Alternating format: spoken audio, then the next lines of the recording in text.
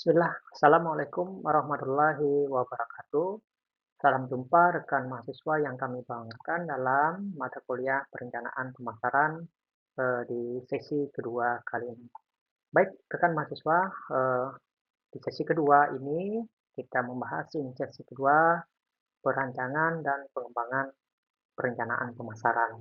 Ini terdapat di modul 2. Silakan rekan-rekan mahasiswa buka atau akses modul 2 di RBV atau ruang baca virtual perpustakaan digital eh, Universitas Terbuka. Pada ini sesi kedua ini atau sesi kedua ini, kompetensi umumnya mahasiswa mampu memahami dan menjelaskan konsep dasar dan perancangan pemasaran, perencanaan pemasaran serta aplikasinya dalam bauran pemasaran atau marketing mix. Yang selanjutnya, kompetensi khusus.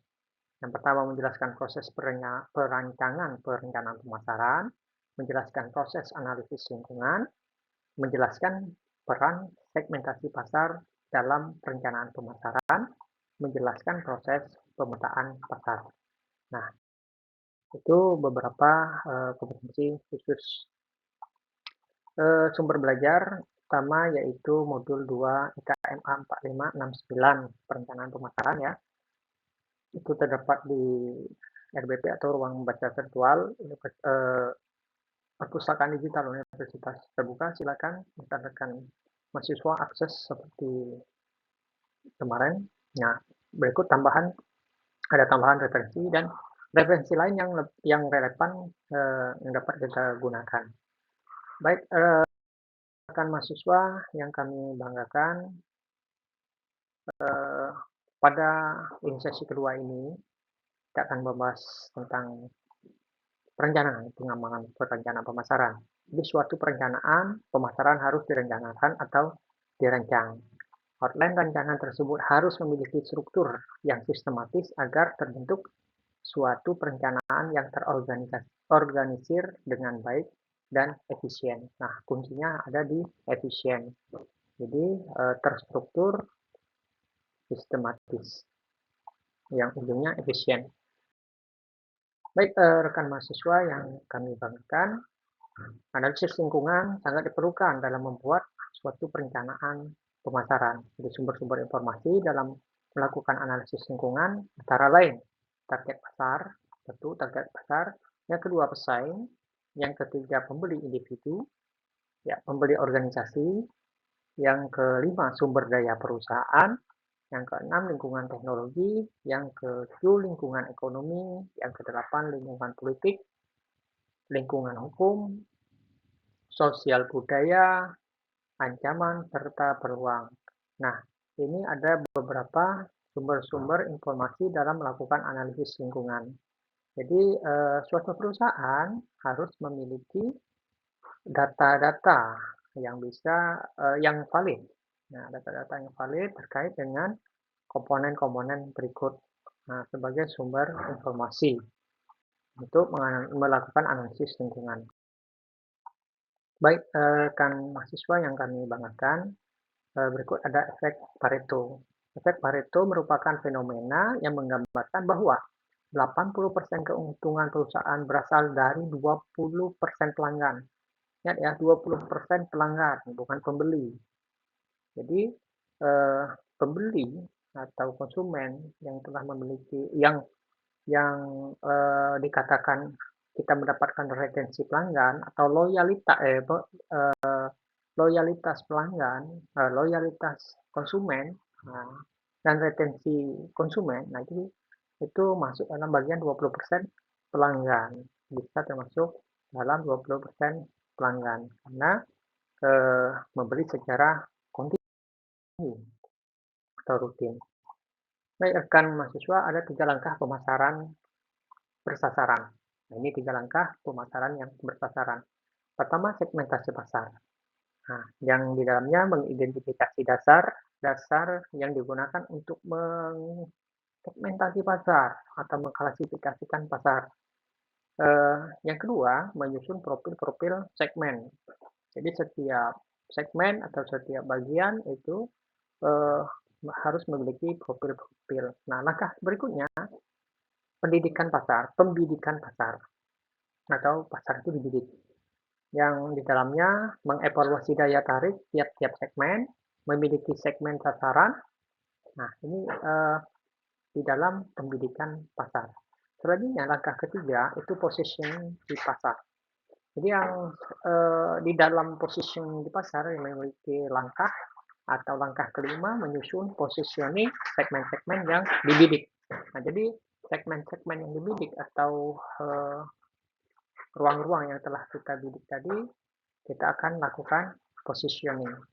Nah, yang selanjutnya menyusun bauran pemasaran tiap-tiap segmen. Nah, ini penting ya, bauran pemasaran atau marketing mix juga dilakukan di tiap segmen, bukan secara global. Baik, selanjutnya segmentasi pasar. Segmentasi pasar adalah kelompok pelanggan dengan karakteristik yang sama atau mirip, nah, yang dapat dipuaskan oleh bauran pemasaran tertentu. Suatu perusahaan biasanya tidak dapat melayani dengan sukses dengan kelompok besar segmen. Nah, ini ya kuncinya. Suatu perusahaan biasanya tidak dapat melayani dengan sukses dengan kelompok besar segmen. Ya, mungkin itu ya rekan mahasiswa terkait dengan segmen pasar. Kriteria segmen yang baik, pertama itu setiap segmen cukup besar sehingga masih tetap dapat memberikan keuntungan bagi perusahaan. Jadi segmen dalam satu segmen yang besar, nah cukup besar, itu tetap memberikan keuntungan bagi perusahaan. Nah, ini kriteria yang baik. Yang kedua, setiap anggota dalam segmen memiliki kemiripan yang tinggi atau hampir boleh dikatakan homogen. Ya, kecenderungan anggota di dalam segmen itu mirip atau homogen. Yang ketiga, kriteria segmentasi harus dihubungkan ya dengan situasi pembelian. Nah, kriteria segmentasi harus dihubungkan dengan situasi pembelian. Seperti apa situasi pembelian? Itu kita hubungkan. Selanjutnya, segmen harus terjangkau. Jelas, karena suatu segmen yang terjangkau akan lebih baik dalam suatu perusahaan. Baik rekan mahasiswa yang kami banggakan, segmentasi didasarkan kepada pertama analisis perilaku pelanggan. Ya, yang terdiri dari apa yang mereka beli berkaitan dengan aspek nilai atau volume, harga, frekuensi pembelian, di mana mereka membeli, ya, atau produk layanan. Nah, ini ya. Ini penting terkait dengan analisis perilaku pelanggan. Selanjutnya, mengapa mereka membeli? Nah, keunggulan produk, gaya hidup, mode, jenis kepribadian, nah, tekanan dari kelompok, dan preferensi. Nah, ini semua dianalisa, ya, semua dianalisa. Jadi perilaku pelanggan ini akan kita analisa. Nah, perusahaan yang akan menganalisa ini harus memiliki data yang atau informasi yang valid. Nah, itu yang aktual. Selanjutnya, untuk segmentasi juga didasarkan kepada analisis karakteristik pelanggan, mencakup ukuran pelanggan, kelompok sosioekonomi, pertimbangan demografi, klasifikasi industri, dan faktor geografi atau budaya. Nah, ini juga menjadi bahan analisis atau bahan analisa. Jadi karakteristik pelanggan. Jadi selain perilaku pelanggan, juga karakteristik pelanggan juga menjadi analisa. Nah, ini terpisah. Baik, berikut rekan mahasiswa, pemetaan pasar adalah cara untuk melakukan segmentasi pasar. Nah, ini untuk melakukan segmentasi pasar itu dilakukan pemetaan pasar. Nah, pemetaan pemasaran adalah distribusi dan rantai nilai antara pemasok dan pengguna akhir, di mana harus dipertimbangkan mekanisme pembelian yang beragam, termasuk di dalamnya peranan yang dimainkan oleh para pemberi pengaruh. Ya, ya. distribusi dan rantai nilai antara pemasok dan pengguna akhir, di mana harus dipertimbangkan mekanisme pembelian yang beragam. Nah, ya, mohon diperhatikan rekan mahasiswa. Jadi, pemberi pengaruh di sini berperan. Baik, selanjutnya kita lanjut dengan mensegmentasi pasar konsumen. Nah, ini mensegmentasi pasar konsumen ini segmentasi geografis pertama. Pertama, segmentasi geografis. Membagi pasar menjadi unit-unit geografis yang berbeda seperti negara, wilayah, negara bagian, kabupaten, kota, atau pemukiman. Nah, ini segmentasi kalau berdasarkan segmentasi geografis. Kemudian segmentasi demografis. Nah, membagi pasar menjadi beberapa kelompok berdasarkan variabel-variabel seperti usia, gender, ukuran keluarga, siklus hidup keluarga, pendapatan, pekerjaan, pendidikan, agama, ras, dan kebangsaan. Nah, ini beberapa segmentasi pasar. Selanjutnya ada segmentasi psikografis. Nah, ada psikografis. Membagi pembeli menjadi kelompok-kelompok yang berbeda berdasarkan kelas sosial, gaya hidup, atau karakteristik kepribadian. Nah, ini semua menjadi bahan ya. Kemudian ada segmentasi perilaku, membagi suatu pasar ke sejumlah kelompok berdasarkan pengetahuan, sikap, penggunaan, atau tanggapan terhadap suatu produk. Nah, ini setelah dianalisa tadi lingkungan bisnis setelah dianalisa, didapat informasi-informasi yang valid, dikelompokkan, dan kita buat segmentasi berdasarkan analisa kelompok-kelompok berikut.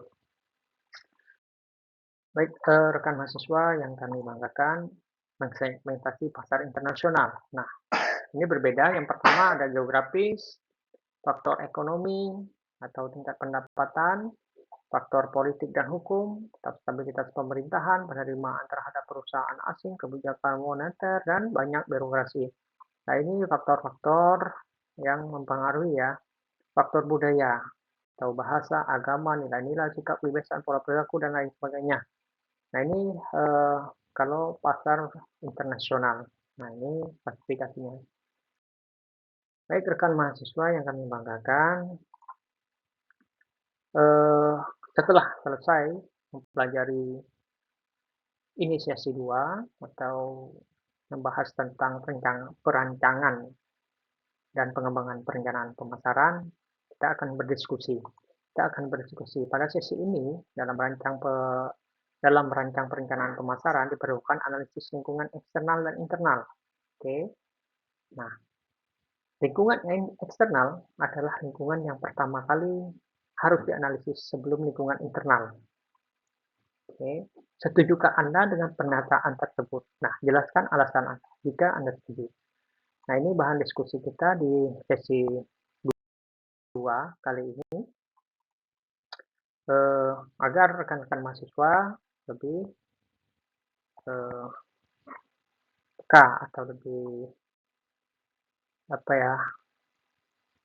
lebih aktif dalam melakukan diskusi maupun tugas nanti. Nah, ini kegiatan dalam ton kita di sesi kedua. Nah, nyebrang ke modul 2 sebagai bagian dari belajar mandiri yang bermanfaat, berpartisipasi dalam forum diskusi ini sesi 2 ya. Nanti silakan diakses pengerjaan soal tes formatif, mengakses video terkait mata kuliah, membaca sekilas modul 3 untuk persiapan pertemuan berikutnya. Selamat belajar, semoga sukses. Salam jumpa rekan mahasiswa di sesi berikutnya. Wassalamualaikum warahmatullahi wabarakatuh.